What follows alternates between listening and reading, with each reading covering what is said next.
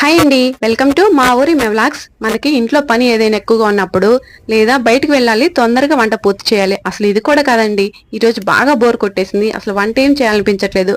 కానీ టైంకి ఏదో ఒకటి చేసి పెట్టాలి కదా. అలా అన్నప్పుడు మనకు వెంటనే గుర్తొచ్చేస్తుంది ఏంటండి, పప్పు. నేను ఈ పప్పునే చేస్తున్నాను. ఇప్పుడు పైనుంచి తీసుకొచ్చిన తోటకూర కాడలు కట్ చేసి వేసేసాను నానబెట్టిన పప్పులో. ఇంకా దాంతో పాటుగా ఇలా దోసకాయ ముక్కలను, ఇంకా దాంతో పాటుగా కొద్దిగా పులుపు కోసం చింతపండు గుజ్జును వేసేసాను. ఇంకా కారానికి సరిపడే విధంగా ఇలా 2 ఎండుమిరపకాయలు, 2 పచ్చిమిరపకాయలు కట్ చేసి వేస్తున్నాను. ఇప్పుడు చక్కగా మూత పెట్టేసి ఒక 2-3 విజిల్స్ వచ్చే వరకు ఉడికించేసి అలా పక్కన పెట్టేశాను. ఇప్పుడు దానిలో కావాల్సిన తాలింపును పెట్టేస్తున్నాను.